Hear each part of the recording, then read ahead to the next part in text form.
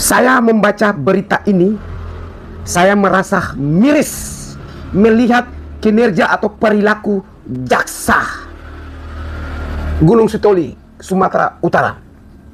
Dugaan korupsi RSU Pratama Nias, Kejari geledah rumah Kadiskes dan P2K.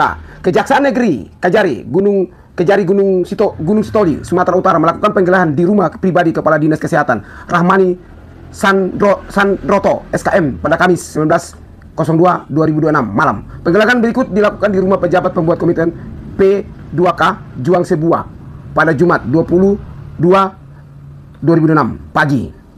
Nah, Kajari ini melakukan penggeledahan di rumah Ibu Rahmani.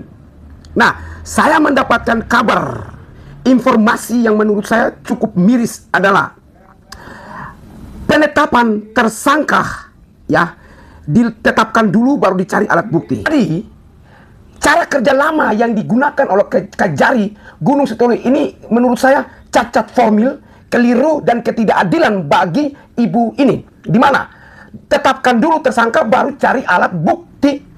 Tetapkan dulu tersangka baru sibuk ngitung kerugian negara. Ini adalah sebuah langkah atau cara yang dilakukan oleh Kejari Gunung Sitoli ini keliru, ketidakadilan dan menurut saya diskriminasi. Oke lah, saya juga tidak mendukung orang yang melakukan korupsi atau lain sebagainya. Namun ketika saya mencari data, saya juga tidak mau kalau ada orang itu didiskriminasi, dibuat ketidakadilan, bahkan mendapatkan sesuatu yang tidak benar. Artinya, masa ibu ini ditetapkan sebagai tersangka, baru mereka mencari alat bukti dan mereka mencari kerugiannya. Tahun 2022, Kementerian Kesehatan memberikan dana sebanyak 38,5 M untuk pembangunan rumah sakit umum TPD di Kabupaten Nias, ya. Ibu ini menyadari bahwa bukan wewenangnya, diserahkan kepada bupati dan bupati serahkan kepada PUPR. Lalu PUPR mengadakan lelang dan dimenangkan oleh salah satu kontraktor di sana dan kontraktor itu melakukan pekerjaan.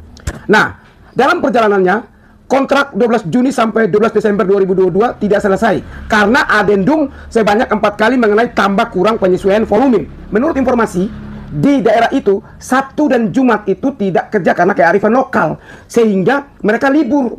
Nah, ternyata dihitung juga. Harusnya kalau ada libur, harusnya itu di stop juga. Tidak boleh dihitung, tapi ini dihitung juga. Desember 2022, volume pekerjaan 68%, lalu dikerjakan tahun 2023 dan selesai Maret 2023. Artinya, kontraktor ini selesai mengerjakannya tuntas.